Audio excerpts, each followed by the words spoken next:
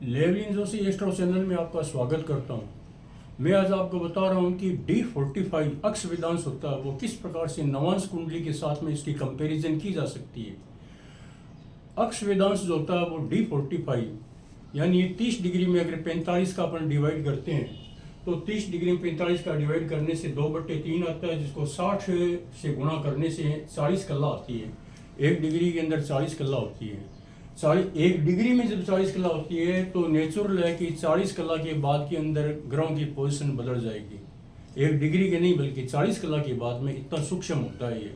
इसके बाद में इतना सूक्ष्म कोई भी षड्वर्ग नहीं है सस्टेंस कुंडली को छोड़ करके। अक्ष वेदांश कुंडली का पाराशर शास्त्र के अंदर अहम रोल है।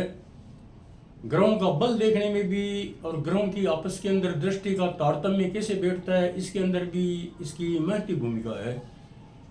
प्रस्तुत जो कुंडली है इसके अंदर मैं आपको ग्रहों की पोजीशन बताते चलूं तो ये लगन मिथुन लगन है, सूर्य कन्या राशि में है, बुध तुला राशि में है, बृहस्पति कन्या राशि में है, शनि कन्या राशि में है और आपके सामने ग्रहों की डिग्री दी हुई है।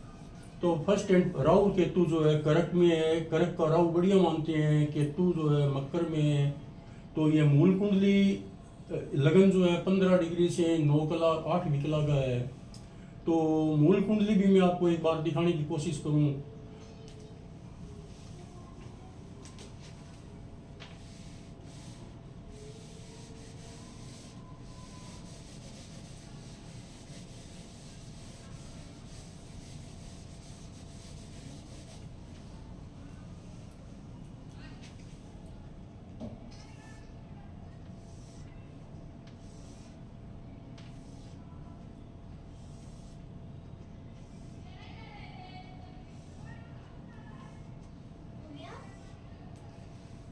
क्या कर दियो?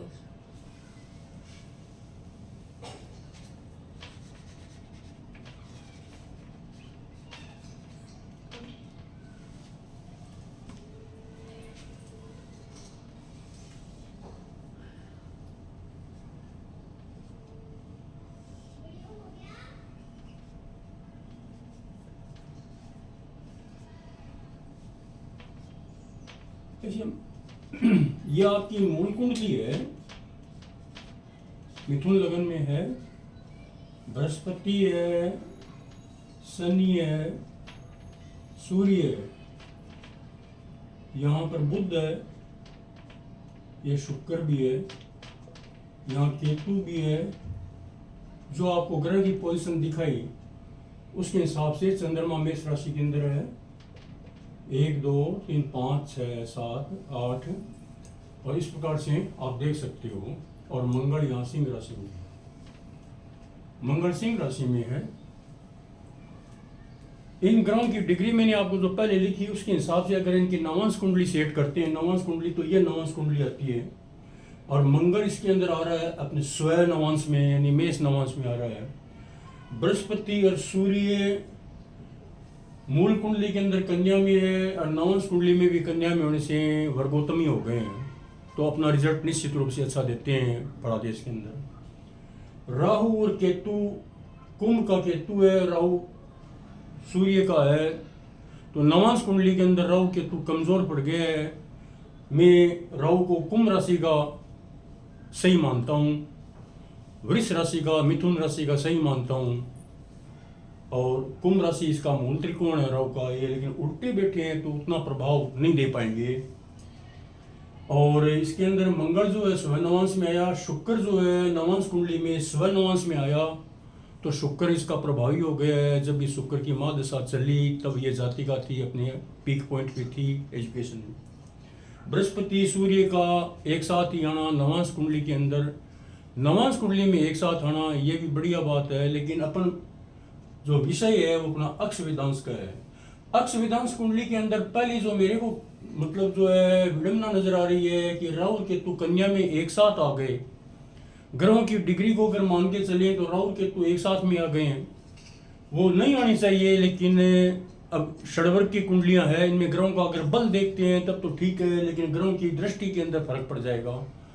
और मंगल स्वयं नवांश में आया, बुध जो है बृहस्पति के नवांश में आया, अक्ष वेदांश में आया। बुध बृहस्पति के अक्ष वेदांश में आकर के ये बृहस्पति के द्वारा देखा जा रहा है नवी दृष्टि से, यानी बृहस्पति ग्रह ये जो अक्ष वेदांश कुंडली जो ट्रेडिशनल है, ये नवांश कुंडली को कुछ अंशों में वेरीफाई भी कर रही है, आप देख रहे हैं। और अक्ष वेदांश कुंडली जो ट्रेडिशनल है इसके अंदर शुक्र उच्च हो गया है, नवांश कुंडली के अंदर भी शुक्र स्वयं हो गया है, तो ये दोनों कोरिलेट करती है बातें, ये देखते हैं। जो कमी अपन कह सकते हैं, लेकिन कमी तो नहीं कहेंगे कि पाराशरपति के अंदर ये ट्रेडिशनल मेथड यही समझाया हुआ है। राहु केतु एक साथ में आ गए, आते भी हैं, त्रिशांश कुंडली में भी एक साथ में आते हैं। अगर मैं इसको ट्रेडिशनल मेथड को छोड़ करके अगर अक्ष वेदांश बढ़ाऊं तो ये कुंडली इस प्रकार से बनती है।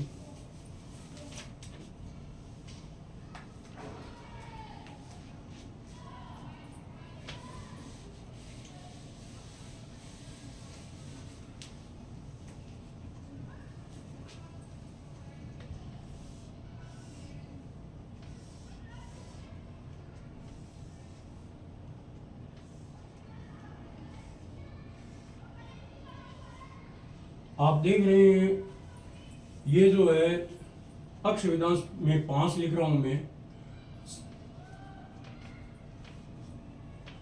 ये मेष आदि क्रम से दे रहा हूं मैं।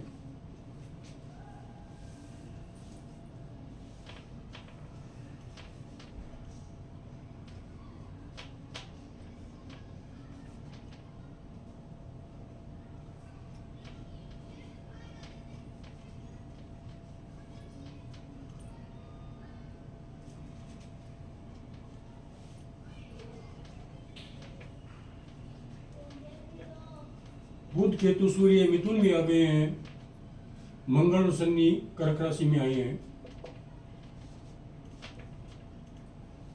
ये भी D45 मेषादि क्रम से है।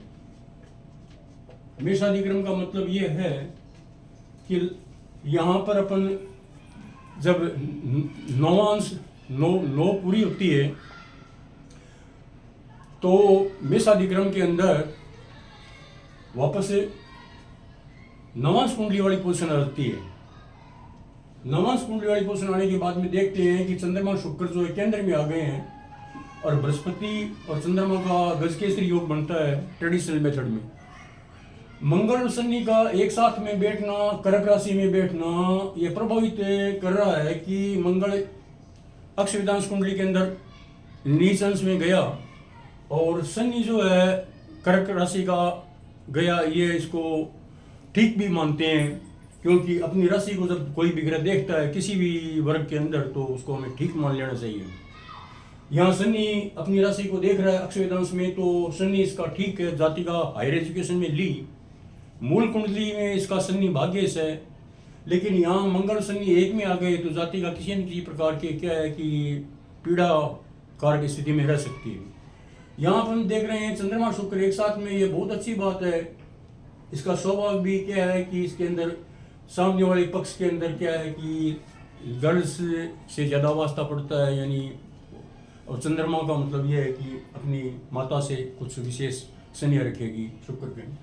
सिंह लगन की कुंडली होती है तो सभी से जो करने वाले लड़के लड़कियां होती हैं उनके लिए सिंह लगन प्रभावी होता है। यहाँ पर राहु केतु अलग आ रहे हैं। जो राहु आएगा वो धनु में आएगा राहु, और केतु मिथुन में आएगा। मैं अपने अनुभव के आधार पर कहता हूँ कि जिन लड़के लड़कियों का राहु धनु राशि में या मिथुन में केतु होता है तो राहु को मैं नीच मानता हूँ। उन लड़के लड़कियों की शादी संबंधी जबरदस्त प्रॉब्लम आती है, चाहे मूल कुंडली में राहु धनु में है, नवांश कुंडली में राहु अगर धनु में चला गया तब यह इसका कंफर्मेशन हो जाता है।